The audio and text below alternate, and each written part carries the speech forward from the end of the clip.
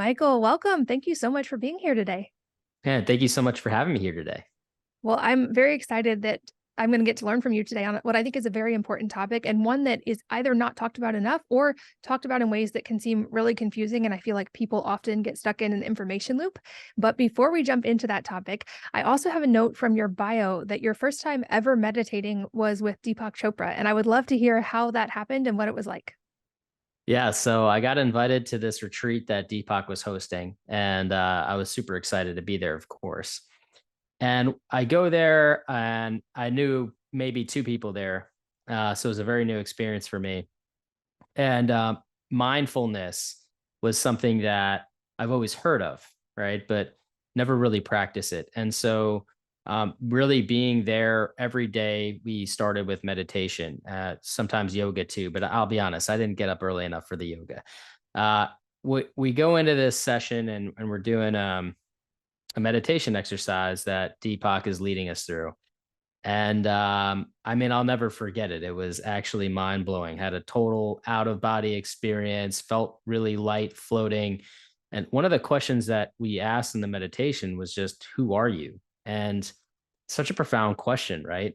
And I started thinking, well, I'm a husband, I'm a father, I'm an entrepreneur, I'm an advocate for better health. And, but those are just titles, right? And so, really the whole point of this exercise and what it led to was just really trying to find my true self, which was just really cool and very intentional and something that I've never had, thought considered spending the time to sit down and actually do. That's so cool. And I think that probably is one of life's more difficult questions, though it seems so simple as to answer, who are you? So I love that you got to have that experience with Deepak Chopra your first time meditating. That's such a cool story. And I appreciate you sharing it. But I'm also really excited to delve into a topic that you are truly world class in your knowledge on, and that we can all learn from you on, which is broadly the topic of air quality, but in a deeper level, also things like mold, especially. So to start broad, can you maybe give us some of the high level of why air quality, especially indoor air quality, is so important and perhaps often overlooked largely, even when it comes to people who are interested in health? Yeah, so I think the bigger thing to realize about air quality is the fact that we take 20,000 breaths per day. And one of the really amazing things that I learned from Deepak, just to tie these two things together, is the fact that the breath is so important. We start this world with a breath, we leave this world with a breath. That's one of the things that Deepak shared. And it's really amazing to think about because really, if you look at health and wellness, we can go a couple of days without water, a couple of days without food, can't go a couple of minutes without air. Air is such an important part of health and wellness, but yet it's often the last thing that we think about. And so we talk about these 20,000 breaths per day. That's how many times we're breathing in a specific day. What's in that air that we're breathing in is so, so, so important. And again, it's probably one of the most overlooked things that we can ever do in regards to health and wellness for each human being. That makes sense when you explain it like that. And I've used similar analogies before, but I feel like often it's easy to want to focus on the food, for instance, because it tastes good and there's a whole community aspect that goes with food and it's exciting. And that is important. But to your point, things like water quality, arguably much more important, and then air quality even more so. And I feel like this one, other than people maybe having heard of like air filters, for instance, is not as largely talked about. But you make a great case in what I've read of your work on that this is often a very overlooked and really vital aspect of health and wellness. So can you give us some of the detail on what you mean by that and what you look at when you're evaluating air quality, or what people can be aware of for their own health when it comes to the air they breathe? Yeah, I think one of the most important things to address here, which is also a little bit confusing, when we think of mold, right? And we'll go into detail on how mold impacts the human body, but we often think of these, disgusting homes, and it's just not the case. Many of my clients' homes, including Gwyneth Paltrow, their homes are immaculate. You would never guess that there could be a mold problem in these homes. And I think that's what makes this so tricky or challenging is, people walk into these homes, they're buying them turnkey, they're moving in, and then they're getting sick and they have no idea why. They're going doctor to doctor to doctor, trying to understand what's going on with their body. They're doing all this blood work, lab work, etc., and everything is coming out normal. So the doctors really, it becomes a medical mystery. And it's not until they finally find someone who says, hey, go and check your home. They do some deeper investigations of their home and then find all these problems. And I think that's really one of the bigger things that I want people to take away is it doesn't matter how clean your place is. It doesn't matter how nice it looks, how freshly painted it is.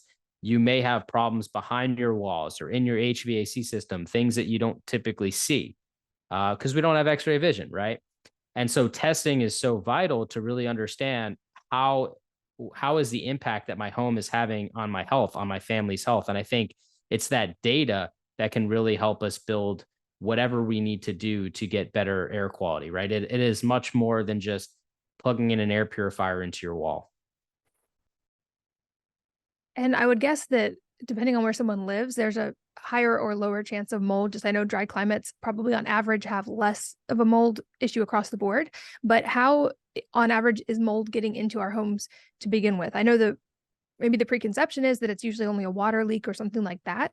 But when you talk about HVAC, for instance, I'm assuming there are many other ways that mold can enter the home and stay in the home. Yeah, so mold's part of our ecosystem. Essentially, the whole point of mold is it helps decay organic dying matter, right? And when we think about it from that perspective, when we have leaves in the fall that fall in the fall, mold's great because it's going to eat up these decaying leaves, so that everything can kind of turn over, and we can have a spring come again with new fall, new foliage, flowers, etc. Right? So I think when we look at it in our homes, how does that affect our homes? Well, when we open doors and windows, some mold will come in, and these are called mold spores.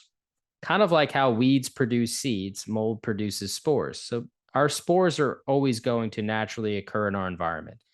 But when we have wet environments like water damage or like our HVAC systems that unfortunately consistently condensate throughout the day, these are wet environments that these spores can start to germinate and grow into living organisms.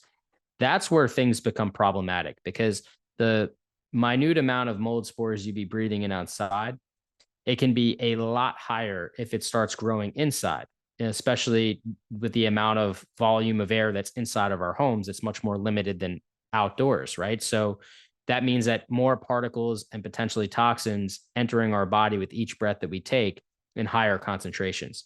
So that's kind of where this whole starts to develop and starts to become trickier and affect our health and well-being.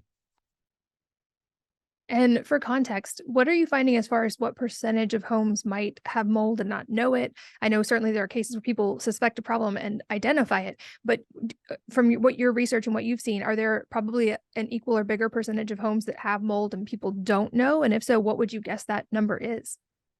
Well, so the largest home survey ever done was in 1994 by a gentleman by the name of John Spangler. And he found that 50% of homes that he surveyed had history of water damage, visible signs of water damage. 80% of those homes that had the water damage, he saw visible signs of mold. So that tells us that 50% of homes have a history of water damage. 80% of those homes have mold. I would probably argue that 100% of those homes had mold because this is just a visual inspection he did. He didn't do any testing. And again, 50% of homes had water damage. If you recall what I said earlier, a lot of clients' homes, you walk in, it's immaculate. You would have no idea. So this 50% doesn't account for hidden problems that you can't see. So I would guess that the number has to be much higher, maybe in the 75% range. I'm a bad data set because my data is a little biased. Most people that are calling me, they suspect they have mold, and typically they do. Um, but it's got to be a lot higher than we even know about, and I think that's where we start to really understand how systemic and how big of a problem this really is. Got it. So would you recommend testing for this as kind of a good baseline recommendation for essentially almost everyone with potentially those high of numbers already? And if so, you mentioned, I know there's a lot of different kinds of tests and there's a lot of controversy about them. So if people are going to test, what do you recommend related to that? Okay, so The first question is yes. I think everybody should test to get a baseline understanding of what isn't going on in their home. When we're talking about taking control of our health and bringing air quality up to the forefront, knowing how much air quality impacts the human being and the human body, I think we definitely want to start testing our homes to get a sense of what we're potentially breathing in. Um, this is the best test that I think we should do, and it's MSQ PCR technology. I think we all know what PCR technology is post 2020 here. We're looking at DNA analysis, and I think we should do it on our dust. Now, there are other types of testing. You can do air testing, and it almost makes sense, right? You want to test your air quality, you test your air. The problem with air testing is it runs for about 5 minutes and it captures 15 milliliters of air. If you live in a 1,000 square foot home, let's say, 15 milliliters of air is a very, very small area than the overall air quality of the entire home. So we have this whole industry of people that want to come in and take an air sample or two inside of our homes, but the data that it actually provides us is so limited. If you test 3 to 6 feet away, right, you're much more likely to miss a problem. Whereas if you're testing your dust, you're going to get a good average of what you're being exposed to across the entire home. So that's why I think dust testing is the best method of really analyzing what is going on inside of our homes. Got it. And you talked about the spores, and these exist in outdoor air and in nature as well. So I'm guessing that like some low level exposure to spores is not necessarily problematic, but you mentioned when it is able to start growing, that's when we have a problem. And so this dust test, I'm guessing, does it come back where you might see spores, for instance, on essentially any home, but that you're looking for certain levels or certain strains, or what are you looking for on the results of those tests? Yeah, absolutely. So the dust test is a great example. You're going to analyze 36 different species of mold. Now, certain species are going to be more problematic than others. For example, Stachybotrys, or the toxic black mold that we all hear about. We want to see none of that, right? Because if we even see one spore, that means that there's something going on in our home that has been leaking for at least 3 to 5 days, because that's how long it takes for that particular type of mold. So you typically only see it in association with a water damage environment. The same holds true for a mold called Cotomium. With respects to the other 34 molds, we want to see them in normal ranges, like Aspergillus or Penicillium. We may have heard those two molds before. They're pretty abundant in our environment. So we're going to see some level across our home. But when we see that they're 100 times or 1,000 times higher than what it should be, that's how we get a clue as to this is abnormal. This something must in here in this home must be growing and contributing to this amount. Because when you see those types of levels, that's not normal transference from outside to inside. So we want to look at the data, and we want to go line by line down all the different types of molds, and we want to understand, is it abnormal or is this within normal range? And anything within normal range, that's what we're looking for. Got it. And it sounds like statistically, at least half the people who test for these things might find something problematic on their report. And in that case, I know this is where another area it seems like misinformation abounds, or at least so much conflicting information that it can seem like decision paralysis. Like I know I've done testing and thankfully nothing major came up on mine, but I even in the waiting period for the testing sort of had that thought loop of like, if there is a problem, like what do you even do about it? Because I've seen so many different sources that say so many different things. And it seems like it can range from anything from remediation can be pretty simple to basically knock down your entire home. So if someone does find something on this report, what is a general course of action and how do you help them determine that? Yeah. So, I mean, it really depends on what is found, right? There's so many variables, which does make it a little tricky. The good thing is you want to really have somebody who understands data that can help you interpret it and then help you put together an action plan, right? Now, in some cases, you may have to knock down walls. That happens all the time. Sometimes the mold is growing beneath a toilet because a toilet's been leaking, or under a bathtub because a bathtub's been leaking. In that case, you need to remove the toilet, find out what's going on, remove the bathtub, find out what's going on, right? So these things do happen. Anytime you have mold growing in a location, it's because there's an opportunity for it to grow, right? And so we have to identify what is that opportunity and how do we resolve that. That is definitely part of it. I'd say if you had to ask me top 10 places that mold is growing, I'll tell you attics because of roof leaks. basements and crawl spaces because they're below grade, which means that there's constantly water sitting against the foundation of the home, and water likes to dry to the drier side, which is typically going to be indoors. You're going to have kitchens and bathrooms. A lot of showers, tile areas are not built properly with proper waterproofing. So we see water seeping through the grout over time, getting into the wall cavity and growing. We've seen beautiful luxury homes that have bathtubs on top of wood floor. Unfortunately, it might look really pretty, but every time you step out of that bathtub and you're dripping on that wood floor, you're potentially allowing water to seep through and start growing underneath the floor, right? So we're looking at all these different things to try to understand what might the problem be, and the resolution is going to depend on how bad it is. There's a big misconception with fogging in our environment, where basically they don't take out anything. They just come in and they fog everything. Well, the problem with that is you're not addressing the opportunity, right? Whatever leak is happening that's allowing it to grow. And you're not getting in every nook and cranny of the room and completely eliminating anything. So often you're going to spend thousands of dollars, but you're not going to get any real result out of it.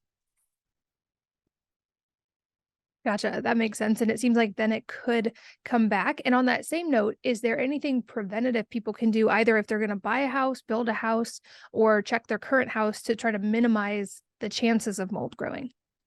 Yeah. So we'll start with building a house. I see so many brand new homes that have mold growing all over the framing. Two different reasons. One, the lumber sat in the soil as they're building the house. Well, mold is abundant in the soil, so is bacteria. So if you allow the lumber to sit in the soil while the house is being built and it's raining, you're going to transfer mold and bacteria from the soil onto the wood. So that's probably the number one problem that we see. There are guidelines to prevent that from happening, but unfortunately, across America, if you drive around, they're just not following the guidelines. Um, the second number probably problematic thing is the fact that when we build a home, it's going to rain, right? It's just there is weather. We have to deal with it. The problem is that when we know that the house is going to get rained on, once it gets to that dried in stage, the term is called dried in for a reason. We're supposed to then dry the structure so that no mold starts to grow. But unfortunately, in America, especially where we're building homes so fast, it used to take us 2 years. Now we're building homes in 6 months. That dry in step is getting missed, just getting overlooked. And they start bringing in insulation and drywall, or even worse, spraying the insulation over the beams and then bringing in drywall. And if everything's wet when you do that, you're going to trap moisture, and then you're going to allow mold to grow. So those are the two big things preventatively you can do. Is if you see lumber sitting in the soil, tell them to elevate it out of the soil. It's in the Structural Building Components Association's guidelines, and you can easily point to that. The second thing you'll want to do is when the house is really all dried in and the outside's all protected from the weather elements, you want to make sure all that lumber is dry on the inside. And God forbid there's any mold that started to grow already, get it taken care of and removed from the lumber before you start bringing in insulation and drywall. If you do those two things, you will be far ahead of the game in terms of building. Now with, buying a home, test it before you close, right? Figure out what the problems are. The typical home inspector, most of them are not very well trained in mold, and they're only going to look at things from a visual perspective. So if there's mold growing behind a wall, they're very likely going to miss it. So I think doing some testing on a home before you buy it's going to be key, so that you can understand what you're getting yourself into. A lot of times, my recommendation is going to be, if you're buying the home, get the report, ask for credits, and remediate yourself, because the person who's selling it, they're just going to remediate it as quickly and as cost effectively as possible, which might not be your goal. Your goal might be to do it the right way or the best way possible so that the problem doesn't persist and you can make sure it's taken care of safely for you and your family. So I would put that part in your control instead of somebody else's. And then just, one of the bigger issues systemically is with just how we maintain our homes, remediate them in general. A lot of us are not thinking about, inspecting our roofs every year, looking at our doors and windows every year. These are things that once they're built, they do start to degrade over time. And if we're not on top of these things, unfortunately, what we end up doing is we end up being reactive instead of proactive. Once things start falling apart, then we actually start to look at addressing them. But by then it's already too late and it's going to cost more now. So I think people start getting into the mindset of inspecting these things regularly so that we're not dealing with things when they're falling apart. That makes sense. And you preemptively answered one of my next questions, which was, it sounds like new houses are not necessarily better just because they're new. They can have problems from the start as well, unless you have control over those building pieces like you talked about. My next question is, what about someone who either did build or buy a home and maybe those steps were not done? And so there's moisture and now mold in the studs of the house. What is the process then to remediate that? Is that even possible? Like, to me, that sounds like a scenario of like, just burn the house down and move on. But what do you do in that case? That case has happened many times, unfortunately, to many clients of mine. Unfortunately, what you have to do is you have to test a lot of the exterior walls to get a sense of how bad it is. It's not going to grow continuously throughout the house. So what you'll end up finding is you'll find that certain spots or certain areas are going to be much higher than others. And you really want to focus on those, right? It's going to be impossible in today's climate and technology to have a mold free home, like free of all mold, zero mold counts everywhere, right? So we want to actually look at what is growing, how much of it is there, and what sort of impact is that going to have on our total air quality. And that is kind of some of the calculations that I look at in terms of the data to really get a sense of what's the cost for this and what's the value we're going to get out of fixing this. So I would say in that case, get some data, look at the data, and you'll obviously see, some areas might be way higher than others. And we want to start to prioritize a list of what's creating the most impact and working our way down. And I think that's what makes this much more achievable, economical.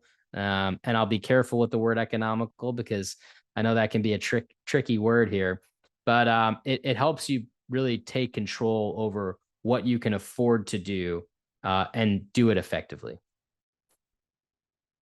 And what about things like soft surfaces? Because I know that's a thing that often comes up when there's an identified mold problem, is that the idea that you need to get rid of anything that is not a remediatable hard surface like concrete or stone or something like that. Is that the case, or are there ways to potentially save things like books and clothing? Yeah, there's a lot of variables there. And I think that's why it gets so confusing. You go into some of these blogs and they're telling you throw everything away, light it on fire, just evacuate with nothing left, not even the shirt on your back. And is there some cases where that may be true? Sure. But I think that would be a more extreme case. Now, porous contents in general, they're very hard to effectively clean. The best way to do it would be to, test certain items that are porous that you're concerned about. And you can do a tape lift, which would be the most effective thing to test like a fabric couch or a mattress. And for $35, you'll get an understanding of just how contaminated that item is, right? I think that's probably one of the best ways to go about it. And here's why. I might have a mattress in my house and maybe I don't have one of those waterproof mattress covers protecting it fully and it's out and exposed to the air. Now we have sheets and blankets and all things on top of it too that a lot of these particles, spores, etc., would settle on first, right? Um, then we go to this variable of, well, how close is it to the source? Mold doesn't travel very far from its source point. It actually, the way it gets across our house is it hitches a ride with our dust. So follow me on this. Picture you have mold in your wall right behind you. That wall from about that point to 3-4 feet would be like a little haze of some very, very tiny particles. Now, if you're sitting right there all the time breathing that in, that's direct inhalation. But most of the time, our dust that's already in the air that passes through that area, it's going to bind with our dust, then become part of our dust, right? Now, our dust is everywhere, right? So the challenge becomes, how do we get our dust, which is going to have spores, which might have toxins with it, out of our stuff so that every time we're taking a breath, there's less contaminated dust and more naturally occurring dust. Okay. So when it comes to certain things, the variable is how close was it in proximity, because if it wasn't that close, the odds of it being highly contaminated are going to be a lot smaller. So once we know where the sources are, we'll probably want to take a more, I would say, err on the side of caution approach as close to those sources as possible. So you're sitting on a chair right now. You have a desk probably in front of you. We're going to want to look at that more closely and say, okay, anything porous here, we're going to want to make sure it could be effectively cleaned. There are solutions like EC3 laundry additive. Anything that's machine washable can go in there. And anything that is non-porous can all be cleaned. Anything that's semi-porous has to be evaluated for how effectively it can be cleaned too. Things further away from the source, across the house and other rooms, we're probably going to be able to take a lot more of a relaxed approach. Books and things of that nature in those rooms, we're going to wipe down the covers, the binder. We might even go so thorough as to take them outside, grab them by the binder and kind of shake them out. So any dust that has particles and spores and toxins with it will fall out of that book, right? Now, in some extreme cases, people might be so sensitive that they need to go way more extreme than the average person. And we call them hypersensitive individuals. They're not as rare as you think, but even hypersensitive individuals have different levels of hypersensitivity. Some people become sensitive to light and sound. Some people become sensitive to any sort of fragrances or chemicals. And depending on their sensitivity level, the whole game plan can change, right? And I think that's why you take all these variables into consideration. You'll have people tell you all kinds of things on the internet, which is hard to decipher. But I would tell you that the average person is going to have a lot of success cleaning things, looking at it from the lens of, let's remove all this contaminated dust. And every time that we clean, we're removing that exponentially. So we're getting to a level 2 or 3 cleanings later where we have a really healthy environment. Well, and that's actually really encouraging to hear that it is seemingly more concentrated near the source. So even if once you identify the problem and where it's coming from, you might need to, for instance, like get rid of one mattress that was in that same room or the cloth that was in that room. But that doesn't necessarily mean you're throwing away everything you own in your whole house and keeping nothing. So that's actually probably like really good news to a lot of people, I would guess. It also sounds like, just based on what you just said, even though like Gwyneth Paltrow's home was immaculate, it still traveled, but it still seems like a really good idea to stay on top of dust in our homes and to have things like air filters. Based on what you said, do you still think those are great things to do, even though they're not going to necessarily stop a problem? Yeah, so I think air filters are really crucial to this whole equation, particularly the ones that are on our HVAC systems. Gwyneth had like 8 HVAC systems. All of them over time had mold from various places inside the location, getting into the HVAC, growing in the HVAC, and then making the air quality just 10 times worse. As a matter of fact, after seeing data sets from thousands of homes, I can tell you almost every single time, probably like 99% of the time, we might find some mold in various locations throughout someone's home, but we're seeing the HVAC systems are 10 times, sometimes 100 times, or even 1,000 times worse than any one source inside the home. So this tells us that over time, these sources create particles, they hitch a ride on our dust, and they get into our HVAC system over time. And then because the HVAC system perpetually condensates, it just provides so much moisture for it to just expand and explode. So I would say, you can get the plug-in ones, but there's a lot of great companies out there that make air filters that actually turn your HVAC systems into air purification systems. And that is the best money can buy, because now you're doing two things. You're protecting your HVAC so they're not as vulnerable, growing mold and creating a bigger problem. And B, now you're collecting a lot of this dust and stuff in your HVAC systems, which is going to move a lot more air than these little plug-in air purifiers. That makes sense. Do you have resources or can people contact you to get resources on things like that if they want to do them even preventatively? Yeah. So if you go on homecleanse.com, there's like a whole shop we put together that has all kinds of cleaning kits to keep your home clean and dust free, air purification systems, both plug in ones and ones that can go into the HVAC, and pretty much just anything you need to try to elevate your air quality game here. Got it. And we've talked a lot about how mold obviously can exist in our home and impact the home environment. I'd love to also switch gears and talk about how that exhibits in the body and what happens, what someone might see in their body or in their family members if they are exposed to mold and often probably don't know it. Because from what you've said, there are probably many of us who are exposed and have no idea. Yeah, I mean, it's so crazy because when you look at all the research and studies, I think they are there's a lot of warning signs that show us or tell us that we don't know everything that there is to know right now about how mold specifically impacts the body. And I can tell you that pretty much any autoimmune disease deficiency condition out there has some correlation with mold. We already know, based upon the clinical research, that asthma is caused in 21% of cases by mold exposure. And of course, I'm sure that number is very conservative.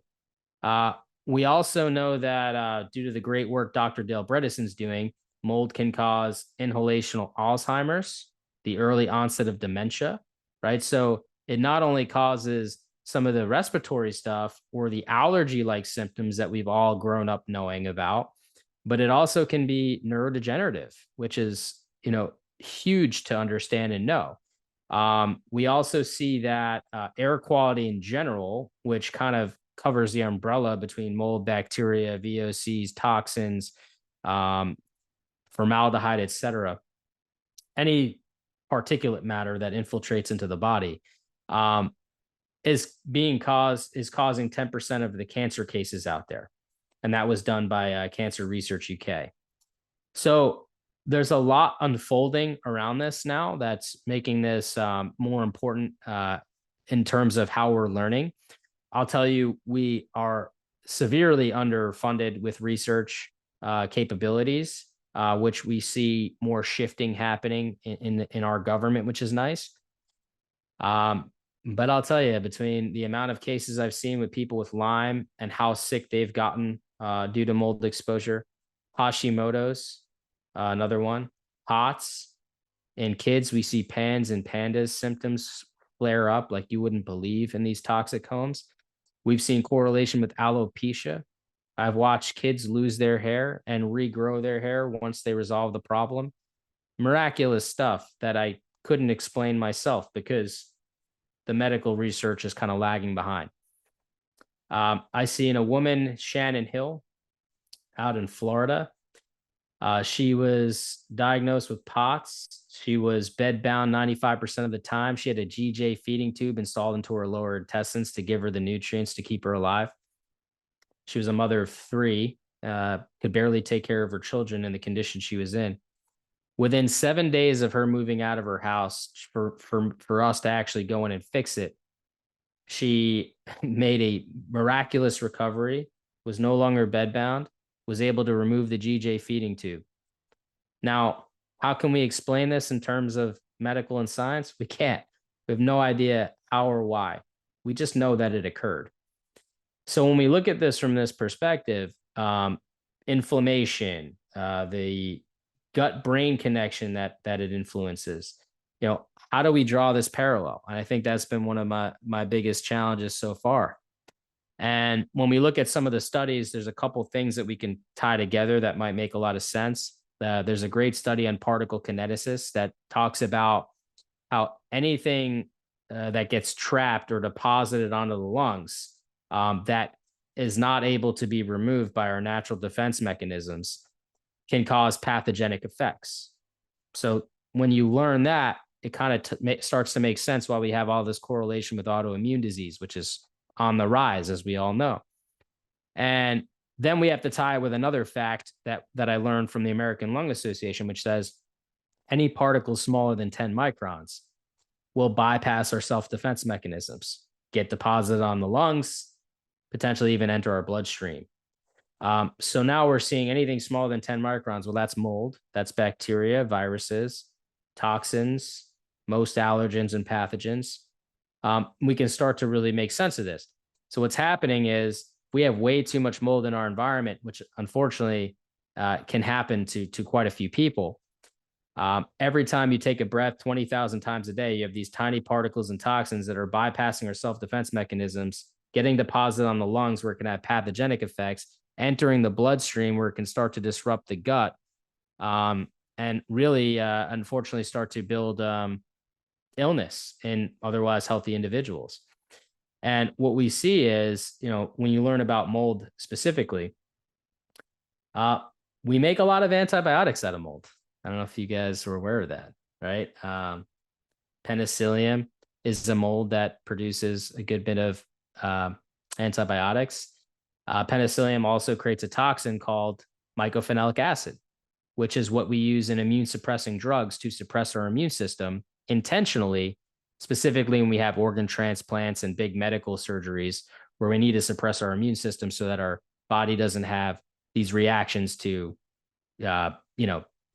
not agree with the new organ coming in, right? It's a foreign object. So we have these situations here where we understand and how we're using it in medicine, but yet we're neglecting the research on how it might affect us when we're not intentionally using it just by growing in our homes. So there's a lot here to unpack. The bottom line is, I think anyone listening to this, what I want you to understand is we don't have to know everything. It's going to take time.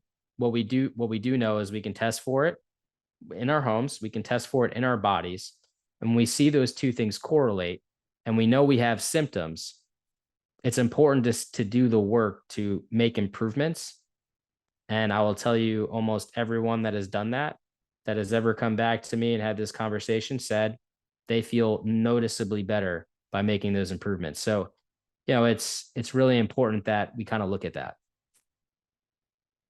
That makes sense. And it sounds like getting rid of the source of it is obviously the big first step. And that I've always believed and still firmly believe that the body is designed to heal. So I guess the body can do a lot on its own once, especially that constant exposure is removed and that our bodies are wanting to move toward health at all times. Are there any additional things that people find often helpful in that process if they're recovering from mold exposure that can be additionally helpful in addition to what the body's going to do on its own? Yeah, I would say probably the most helpful thing that helped me on my own health journey was sauna.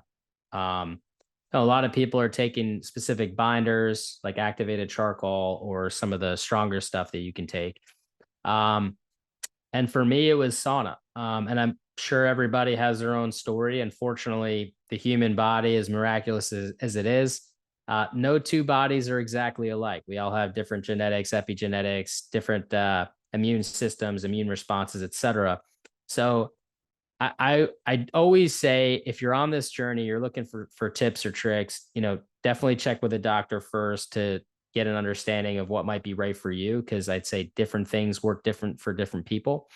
But I think one constant is sweating is so vital, because a lot of toxins get stored in fat cells in our body. And when we're sweating a lot, we're drinking a lot of fluids as we sweat, we're flushing out these toxins pretty well. And many of us don't sweat enough. And so I would encourage people, check out the sauna. That really helped me. After like 30 days of sauna work, I felt like a whole new person. I love that your suggestion is one that supports the body's natural pathways. I am a big fan of it whenever possible, rather than interrupting that, just supporting what the body already knows how to do. And often, like to your point, those are the simple things like sweating, like hydrating, like sleeping well, and giving the body space to heal. And so I love that that is your recommendation. I also, it seems like I know your mission is to really create a paradigm shift and to bring education and awareness around this and help people create healthier home environments. I'm curious what spurred this and if there was a personal story that led to this vision for you. Yeah, I mean, the somewhat personal story was more along the lines of seeing so many people getting sick in New York, where I was living right after Hurricane Sandy. My dad's owned a construction company in New York since I'm 5 years old, and he did a lot of fire restoration. That was kind of his main business line. And when that hurricane hit, it didn't matter what you did, fire restoration, water mitigation, you pretty much had your hands full trying to fix homes that were destroyed. Um, After seeing so many people get sick in their own homes, it was the first time I ever realized that our environment played such an important role in our health. And one of the crazy things that I saw in this particular event was the fact that whenever a big event happens like this, you'll get companies from all over the country that'll come in opportunistically looking for work, and they'll find it. And most people in this type of situation, they're so desperate to just get their home fixed and get back to their lives because they're displaced at this point, that they'll hire anyone, right? To just that is willing to start right away, come in and help. Well, a lot of these homes were not repaired properly. So a lot of the homes that I'm going in, they were supposedly repaired. They looked like they were fixed, but yet laboratory evidence was telling us that there were still problems there. And this is when I really started to understand, okay, one, our homes can make us sick. That was the first thing that I ever connected the dots on. The second thing that I really understood was that just because it looks like it's fixed or looks good doesn't mean that scientifically it is good. And that kind of led to this 11-year journey of me trying to understand, how do I make things better for people, no matter how they look, but how do I actually prove it from a data perspective? And I had to create a process around it that superseded what the industry had been known for. And my personal journey regarding mold and its impact, I could tell you that as I became more aware of this, I realized I had asthma as a kid. And when I had asthma, I lived in New York. And when I was 8 and I moved out of New York into New Jersey, I no longer had asthma. Inhaler was gone. I also had lots of illness as a kid, almost had my tonsils removed, had ear infections all the time. While I was living in New York, that all seemed to subside when we moved into a single family home in New Jersey and I started getting healthier.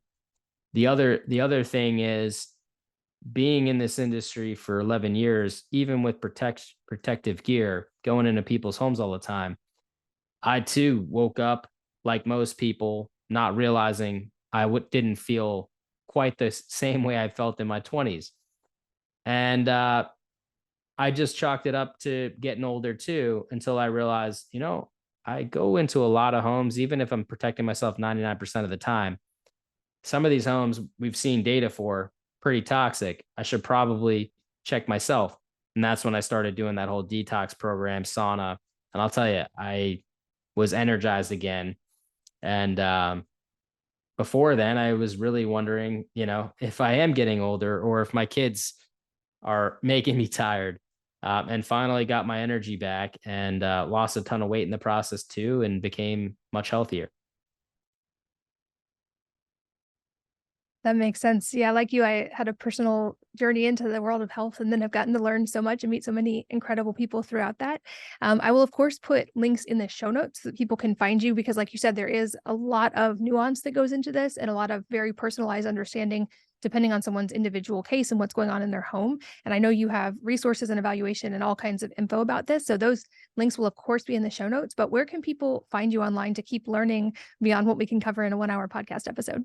Yeah, so you can go to homecleanse.com if you need resources for your own home. You can go to changetheairfoundation.org if you'd like to volunteer to change the laws in your state. Maybe you already know about this stuff and you're just so happy that someone's talking about it. Well, please volunteer, because one of the ways that we solve this problem systemically is by changing laws and regulations to make sure people are better protected against living in these types of conditions. If you want to connect with me personally, you can go to themichaelrubino.com and you can consult with me or anything looking for me specific. And of course, Instagram, the Michael Rubino, if you want to see some amazing tips, tricks that I post almost every day. Awesome. And then a couple questions I love to ask toward the end of interviews. The first being if there's a book or number of books that have had a profound impact on you personally, and if so, what they are and why. So I want to talk about my favorite book of all time, and just because it applies so directly to me, it's called The Healing Organization. And to give you a long story short, the call to action in this book is that it's for entrepreneurs that have organizations, to make sure that your products or services are doing good for the world, are helping in some way to heal the world, and not just to make money, right? And I think that was something that struck a chord with me. The book is fantastic, and of course, there's a lot more in that book than just what I said. If anyone's an entrepreneur listening, please read that book. It'll change your life. I promise. I will link to that in the show notes as well. Those are all at wellnessmama.com for you guys listening on the go. And lastly, any parting advice for the listeners that could be related to the topic of mold or something we've covered, or unrelated life advice that you find helpful? Yes, go to the show notes, get yourself the dust test, and check your environment, because I think it's just been too long for many of us to connect these dots. And I think you're going to be surprised to see what you find. And don't freak out. If you find something elevated, that's good. That means that you can make an improvement, and hopefully that improvement improves your quality of life. Uh, I've seen the craziest things happen to people with the strangest and oddest symptoms. I've seen people that didn't even think they had a problem, didn't even think that their health was declining, but yet after some simple improvements, all of a sudden they're feeling more energized, happier, healthier, et cetera. So you have nothing to lose and you have a lot to gain. Well, I have certainly learned a lot during this interview. I'm guessing a lot of people listening have learned a lot as well. And like I said, I'll make sure all the resources are easy to find so that you guys can find out personally for you what this means for you and your health. But Michael, thank you so much. I feel like I said in the beginning, this is a topic that is not well understood and certainly not talked about enough. And I love that you are bringing awareness and education to this and helping families in the process. So thank you for your time. And thank you, Katie, for having such an amazing platform for people to learn and for covering this important topic.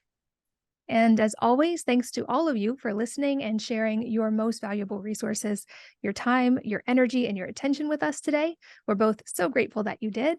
And I hope that you will join me again on the next episode of the Wellness Mama podcast.